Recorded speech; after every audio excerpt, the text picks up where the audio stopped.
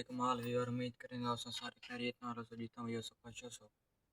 अच्छा व्यूअर अज दे व्लॉग विच मैं तो कोई गल दसनी है कि भाई यूट्यूब चैनल तो तुस अर्निंग किवें कर सकते हो। व्यूअर्स यूट्यूब तो अर्निंग करना कोई इतना खास मुश्किल है नहीं, मगर काफ़ी लोग समझते हैं कि भाई बहुत मुश्किल है इवें है उवें है कि भाई ये वास्ते बहुत मेहनत करनी पौंदी है। ते तुस अपना कोई अच्छा ट्रेंड गिन के आओ, कोई अपना अच्छी यानी कि कोई भी व्लॉगिंग कोई भी अच्छी चीज़ गिन के आओ, या जिमें खाने पकाने की वीडियो थी कोई चंगी, या कोई भी ऑनलाइन वर्क के रिलेटेड कोई भी यानी कि तो चंगी व्लॉगिंग थी गई गिन के आओ, कोई मुश्किल क्या नहीं व्यूअर इन वास्ते तो यूट्यूब पे चैनल बनाना कोई इतना मुश्किल है नहीं। यानी कि जेड़े बंदे जीमेल बना के दिए ना इवें समझो व्यूअर्स उनका यूट्यूब का चैनल बन चुके ते जिंदी जीमेल बन गई है तो भला यूट्यूब दे विच यानी कि सैटिंग होंदी है तो इवें रहना पाते, यानी कि कोई मुश्किल है नहीं। यूट्यूब ते लास्ट ते राइट हैंड साइड ते यानी सज्जी हाथ वाली साइड ते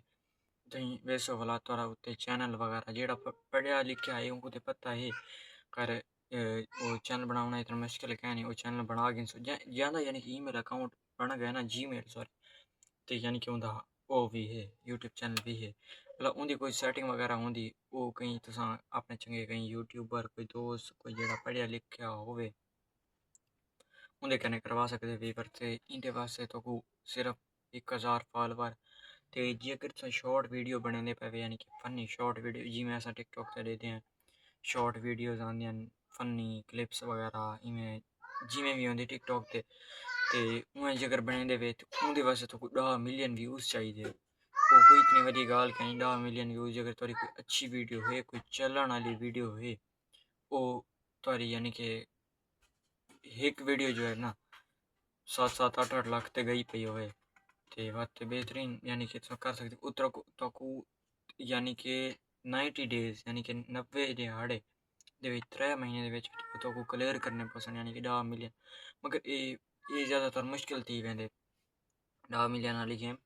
ते जेकर ये तो कुछ ज़्यादा मुश्किल लगती है भला इतना वॉच टाइम पूरा कर सकते हो यानी कि वॉच टाइम ये क्योंकि सबको दो चीज़ें कंप्लीट करनी पौंदियां भला सारा जिन्हें यूट्यूब चैनल मोनेटाइज इन वास्ते सकूँ या 1000 सब्सक्राइबर या 10 मिलियन व्यूज़ चाहिए नहीं वो नहीं तो भला सो अपना जिमें कि मैं व्लॉग अपलोड करें ना 5 मिनट 7 मिनट का घट तो घट थोड़ा इवर 4 मिनट का व्लॉग हो सी तो कहीं अर्निंग आ सी उन्हें उनका कोई फायदा नहीं 3 तो 4 मिनट का होना चाहिए लाजमी। तो जिमें तुसें व्लॉग सटेंदे इन वास्ते फिर सबको जो ना 4000 वॉच घंटा टाइम कंप्लीट करना पौंदे 4000 वॉच घंटा टाइम वो भी इतना खास मुश्किल है नहीं। जेकर साल पर एक बंदा भी 3-4 मिनट भी वीडियो देखी यानी कि तकरीबन मेरे को लगते 4000 वाच घंटा टाइम ये जरा तो वाच घंटा टाइम है ना ये तो 365 दिहाड़े दे विच करना पौसी यानी कि 365 दिहाड़े तो सब्सक्राइब भी पूरे करने पौसन ते 365 दिहाड़े दे विच तो 4000 वाच घंटा टाइम करना पौसी। तो बाद इंशाल्लाह वाला थोड़ा अकाउंट मोनेटाइज सी वैसी वाला कोई पिन कोड वगैरह आंदे यूट्यूब वाले की तरफ वो लाना पौंदी वाला बैंक अकाउंट वो ते बाद दा प्रोसेस मुश्किल कम होंदे अकाउंट को थोड़ा मोनेटाइज वगैरह करना बाकी आसान है वीवर इंदे कोई हड्डियां गालना वाली गाल क्या नहीं मुश्किल क्या नहीं सिर्फ तुसा अपना चंगा व्लॉग बनाओ ते तुसा यानी कि अपना ना अर्निंग कर सकते वे कोई इतना मुश्किल क्या नहीं। छोटे छोटे बाल होने ट्रिम जाओ वो भी घर दियाँ वीडियो करें केड़ी शादी वो बना के यानी कि अपने चैनल ते सट्टी रहे हैं अलहमदुलिल्लाह अच्छे व्यूज़ आन इन वास्ते तुसा भी अगो बढ़ने की कोशिश करो मेहनत करे सो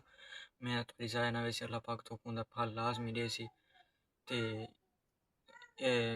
मेरा तो यो तोरे कने मशवरा है कि तुसा लॉन्ग वीडियो 4000 वाच घंटा टाइम पूरा करो तो वो भी बेस्ट है। बाकी जेड़े 10 मिलियन है वो वीवर्स मुश्किल थी वेंदे ते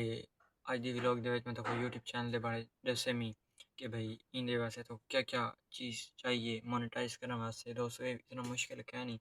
आवाम बहुत मुश्किल समझी वधी होंदी है रोटी खाना आसान है ये भी मुश्किल तो क्या नहीं कोई काम जेड़ा है ना उनके विच मेहनत थी सी ते अल्लाह पाक तो जो है ना उनका फल अता करे सी अज दे वास्ते इतना ही काफ़ी है अज दे हमारे व्लॉग अल्लाह हाफिज़ नेक्स्ट व्लॉग है थोड़े नाल मिलसूँ।